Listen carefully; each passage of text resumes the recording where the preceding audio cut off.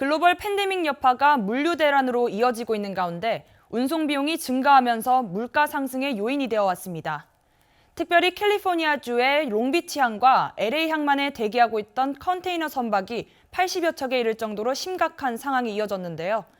그런데 최근 서부 지역에 있던 선박들이 조지아주 사바나 항구로 대거 이동하면서 30여 척 정도로 줄어들고 있는 것으로 나타났습니다. 관련 내용을 스티븐 기자가 전해드립니다. 항만 물류 적체가 조금씩 해소되고 있다는 관측이 나오고 있습니다. 조지아 항만청은 사바나 항구 인근에 선착장과 트레일러 트럭 주차장을 확보했다고 밝혔습니다. 또한 항만 물류 적체와 해상 운임료 상승, 그리고 트레일러 트럭 물류난 해소 등 공급망 병목 현상이 서서히 풀릴 것으로 기대한다고 덧붙였습니다. 현재 조지아주에 들어오는 물류의 경우 선박을 이용한다면 상당 부분이 사바나항을 이용하는 것으로 알려졌습니다. 이와 관련 항만 물류 적체와 선박 운임료 상승 현상과 트레일러 트럭 운전사 구인이 힘들어지면서 물가 상승으로 이어지는 등 공급망의 혼란이 가중되어 왔습니다. 하지만 이번 항만청의 기대대로 공급망 위기가 끝난 것은 아니라는 분석이 지배적입니다. 정상화되기까지는 적지 않은 시간을 기다려야 한다는 것입니다.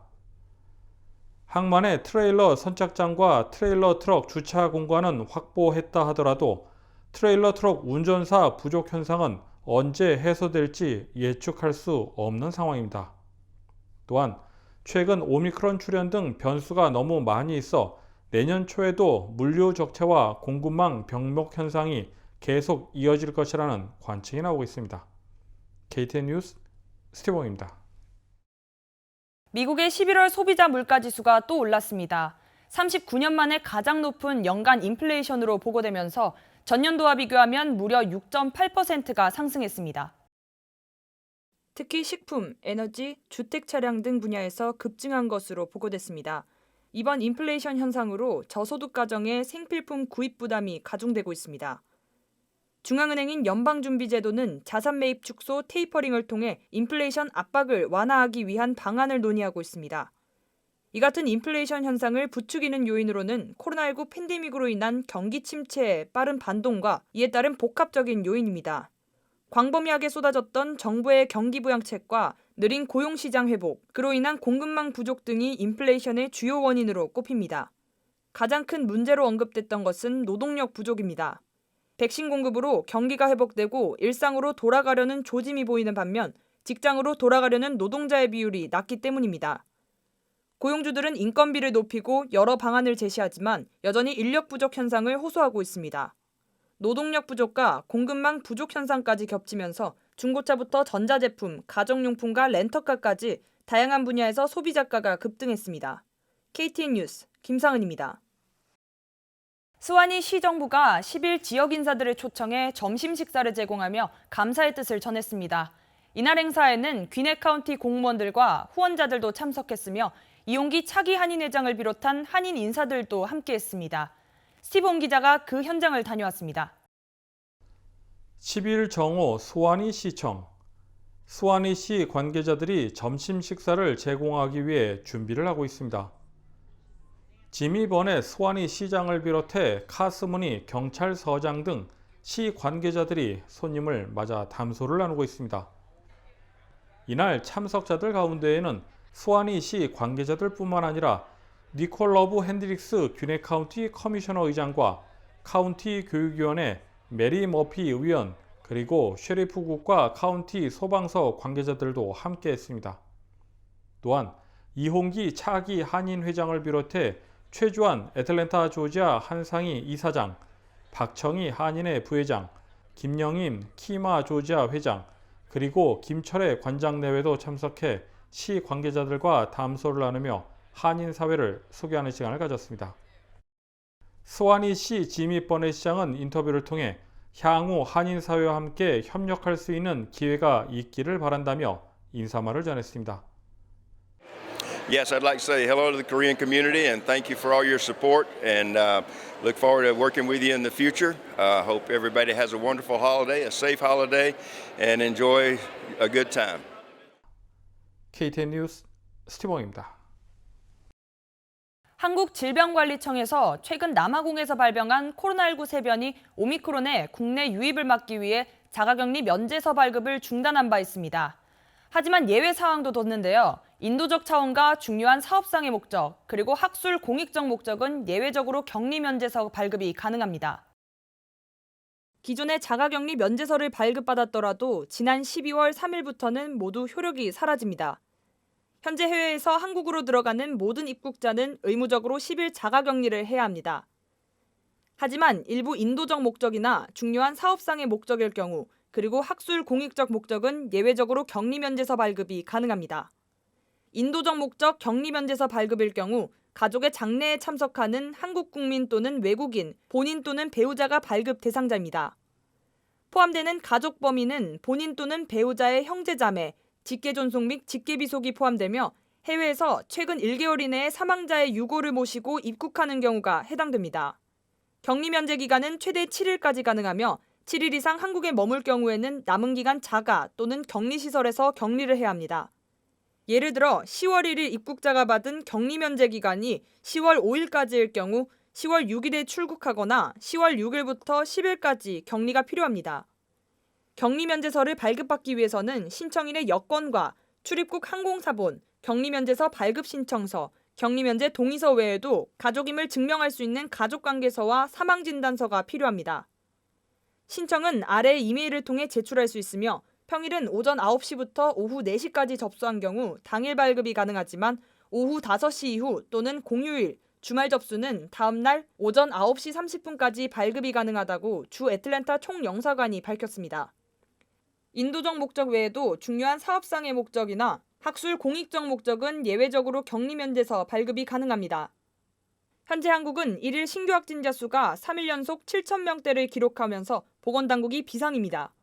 오미크론 확진자도 계속해서 늘어나면서 다시 방역의 고삐를 당기고 있습니다. KT 뉴스 김상은입니다. 다음은 코로나19 소식입니다. 오늘의 코로나19 현황을 스티브온 기자가 종합했습니다. 12월 10일 오후 2시 50분 기준 미국 내 코로나19 누적 확진 환자는 5,064만 6,404명, 누적 사망자는 81만 6,824명입니다. 어제 하루 동안 신규 확진 환자는 16만 4,261명 늘었고 신규 사망자는 2,413명 증가했습니다. 주별 누적 확진 환자는 캘리포니아, 텍사스, 플로리다, 뉴욕, 일리노이 순입니다. 주별 누적 사망자는 캘리포니아, 텍사스, 플로리다, 뉴욕, 펜실베니아 순으로 많습니다. 다음은 조지아주 코로나19 현황입니다. 오후 2시 50분 집계에 따르면 조지아주 누적 확진 환자는 129만 5,855명, 누적 사망자는 25,940명으로 집계됐습니다.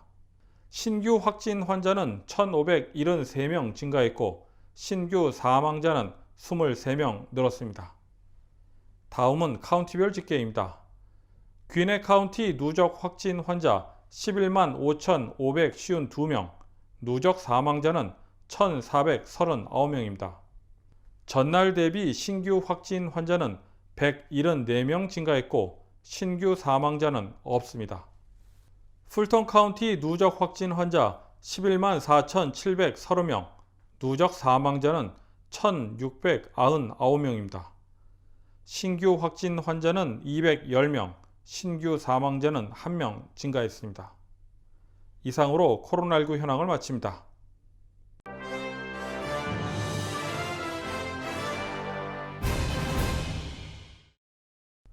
미 노동관계위원회는 목요일 뉴욕주 버펄러의 엘리무드 애비뉴에 위치한 스타벅스 매장 근로자들이 노조 결성 찬반 투표를 실시, 그 결과 찬성 19표, 반대 8표로 집계됐다고 밝혔습니다. 미 노동관계위원회는 투표 결과에 대한 승인 여부는 약 일주일 정도 걸릴 것으로 예상하고 있습니다. 만약 투표 결과가 승인되면 미국 내 스타벅스가 직접 소유한 9천여 개 매장 중 최초로 노동조합이 탄생하게 됩니다. 1971년 워싱턴주 시애틀에서 1호점을 연 이후 50년간 사실상 무노조 경영을 해온 스타벅스의 노사관계 모델이 바뀌게 될지 관심이 모아지고 있습니다.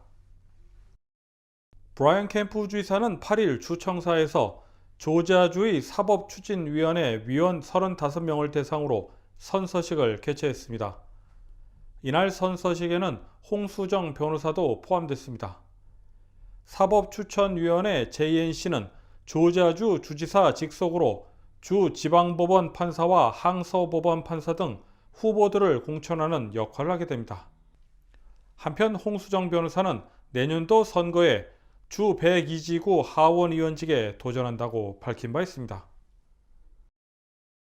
미 동남부 한인호텔 경영자연합회는 8일 회장 이취임식 및 정기총회를 조지아주 사바나에서 개최했습니다.